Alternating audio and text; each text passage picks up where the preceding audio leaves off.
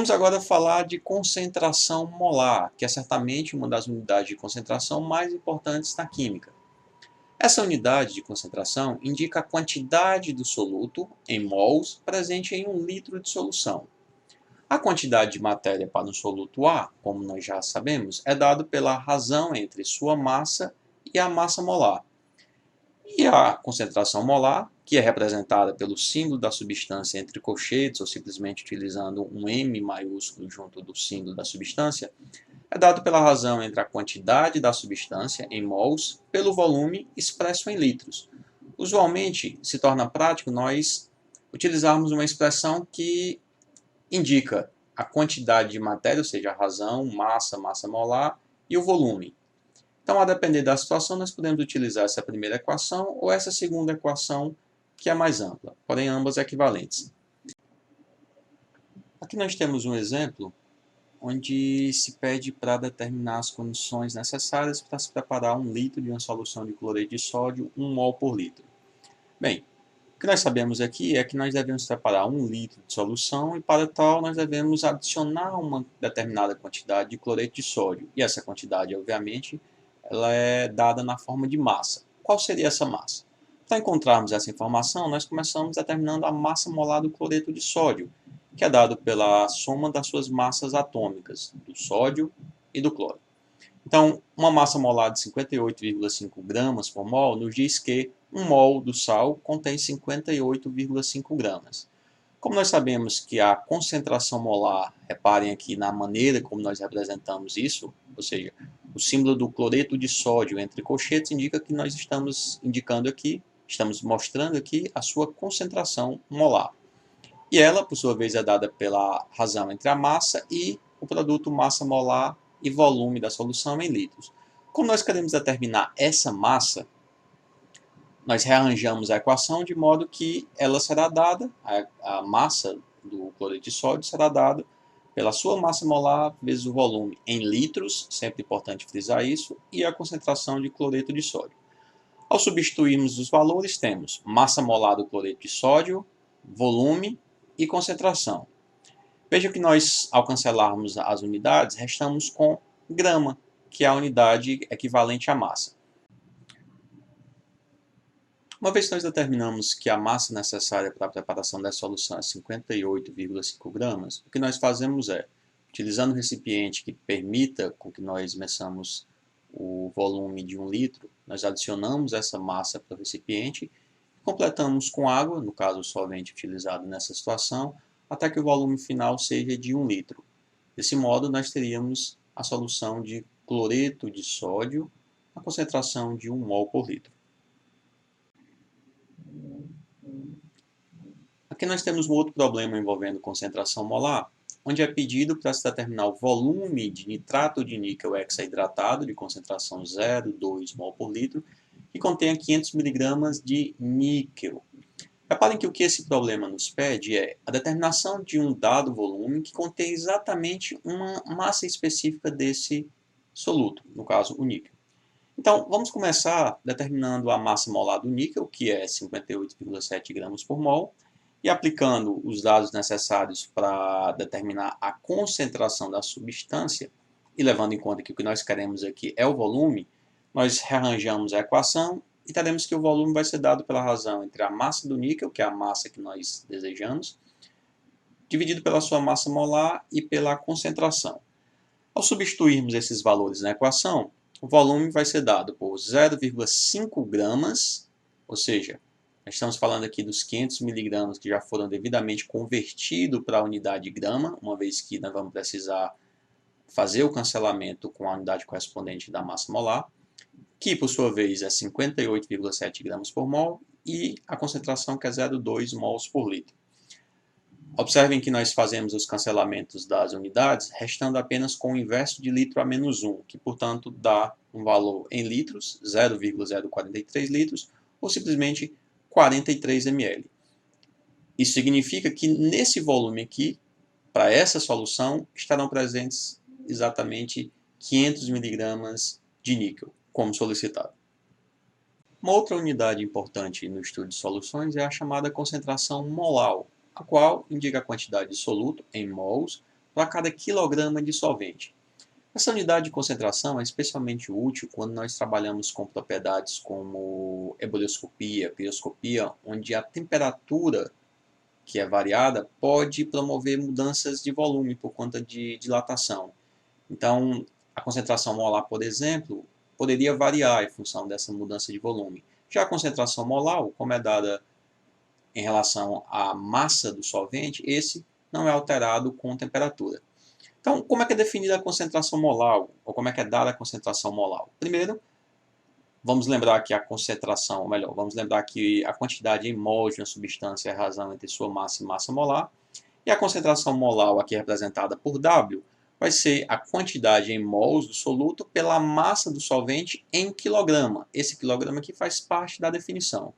Então, uma forma alternativa de fazer essa representação é por meio dessa segunda equação, onde a molaridade, ou concentração molar, é dada pela massa do soluto dividido pelo produto da massa molar desse soluto e a massa do solvente. Lembre-se bem, é a massa do solvente, não da solução, sempre dado em quilograma.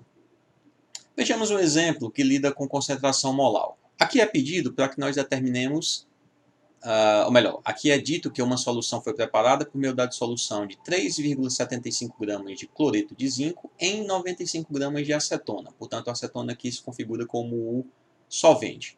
Qual a concentração molar dessa solução? Bem, primeiro, nós sabemos que a concentração molar representada por W vai ser indicada por meio dessa equação. Logo, o que nós precisamos saber é a massa do soluto, que aqui está dada em gramas, massa molar do cloreto de zinco que nós podemos determinar, e a massa do solvente, que é 95 gramas, aqui deve ser convertido para quilogramas. Então, a massa molar do cloreto de zinco, quando calculada, é 136,4 gramas por mol. Massa do soluto é essa que é apresentada no problema. E aqui nós temos os 95 gramas do solvente, só que representado na unidade de quilograma. Ao fazermos os cancelamentos das unidades aqui, nós vamos ter que a molaridade vai ser de 0,29 mols por quilograma. Portanto, a unidade correspondente à molaridade. Nesse exemplo, nos é perguntado qual a massa de água que deve ser usada para dissolver 50 gramas de glicose, de modo a se obter uma solução com molaridade 1,23. Bem, vamos começar determinando a massa molar da glicose, multiplicando as massas atômicas do carbono, do hidrogênio e do oxigênio, que nos dá uma massa molar de 342,34 gramas por mol. Reparem que, ao montarmos a equação para a determinação da molaridade, nós podemos rearranjá-la de modo a determinar a massa do solvente, que é a informação que nos é pedida nesse problema. Ao fazermos as substituições, temos que a massa do solvente será dada pela massa da glicose, 50 gramas, dividido pela massa molar da glicose, 342,34 gramas por mol, e a molaridade da solução, que é 1,23.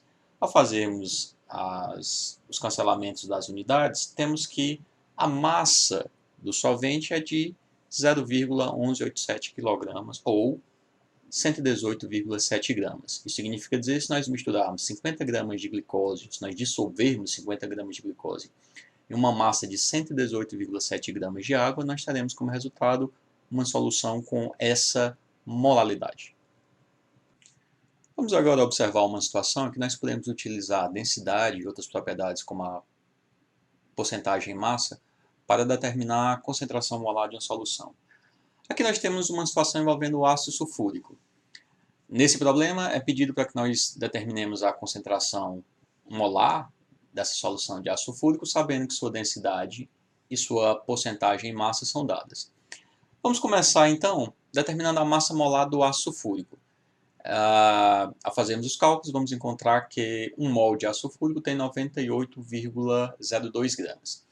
Bem, como densidade, porcentagem, unidade de concentração, todas são propriedades intensivas, nós podemos partir de um determinado volume. Nós vamos arbitrar um volume para fazer esse cálculo.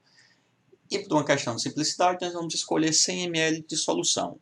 Em 100 ml dessa solução, qual é a sua massa? De posse da sua densidade, nós podemos encontrar que 100 ml de solução equivalem a 119,8 gramas. Essa é a massa de 100 ml de solução. Bem, a massa de ácido sulfúrico, a massa real do ácido sulfúrico, corresponde a 27% dessa massa total, ou seja, em 100 ml nós temos um total de 119,8 gramas de solução e de soluto 32,35 gramas. Agora, podemos utilizar esses dados para aplicar na equação que nos dá a concentração molar e, fazendo as devidas substituições, ou seja, utilizando essa massa de soluto, 32,35 gramas, a massa molar do ácido sulfúrico e o volume que nós escolhemos aqui, que foi 100 ml, mas nesse caso nós precisamos converter para litro. Fazendo os devidos cancelamentos, nós chegamos que a concentração dessa solução de ácido sulfúrico é de 3,29 mols por litro.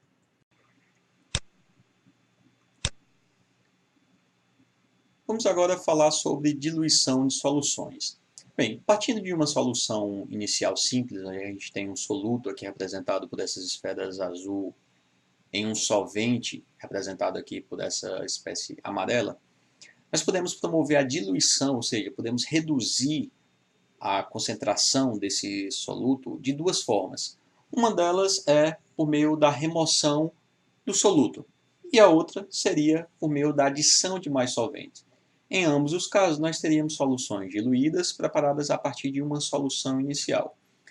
Por razões de ordem prática, é mais comum que nós utilizemos a adição de solvente como forma de promover soluções diluídas, especialmente porque a maioria das soluções são soluções aquosas e, portanto, nós temos água com relativa facilidade. Bem, então, a uma dada solução inicial, nós adicionamos o solvente para promover a diluição. E aí temos uma solução final com concentração reduzida, ou seja, em ambos os casos nós temos a mesma quantidade de soluto, tanto na solução inicial quanto na solução final. Apenas a quantidade de solvente é que aumenta. Essa é uma das formas, talvez a forma mais prática de nós promovermos a diluição de soluções. E isso é algo muito necessário e demandado nos laboratórios. Vamos aplicar esse conceito em uma situação prática. Por exemplo, descreva como preparar uma solução de sulfato de cobre com concentração 0,150 mols por litro, com volume total de 250 ml, partindo de uma solução concentrada, ou seja, concentração de 1,5 mols por litro. Bem, o que nós temos é o seguinte: a concentração de uma substância é dada pela sua quantidade em mols pelo volume em litros. Então, a quantidade de matéria nada mais é do que o produto da concentração e do volume. Se nós considerarmos que em uma diluição, mediante a adição de solvente, não há alteração na quantidade de soluto, ou seja, o número de mols do soluto na solução concentrada e na solução diluída é o mesmo, nós podemos dizer que o produto da concentração e volume da solução inicial é igual ao produto concentração e volume da solução final. Se nós substituímos, ou melhor, se nós usamos essas informações e substituímos os valores da solução final que nós temos, que é uma concentração de 0,2 molar e um volume de 250 ml, e uma concentração inicial de 1,5 mols por litro, nós temos condições de determinar o volume da solução inicial que é necessário para promover a diluição para esse volume final, de modo a nós encontrarmos a solução com a concentração que nós desejamos.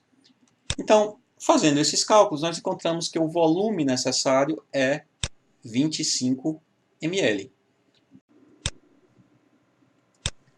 Sabendo então que nós precisamos de 25 ml da solução concentrada para preparar a nossa solução de interesse, nós vamos utilizar uma vidraria apropriada, no caso aqui nós temos uma pipeta de transferência, onde nós retiramos uma alíquota de 25 ml e transferimos para o recipiente de 250 ml.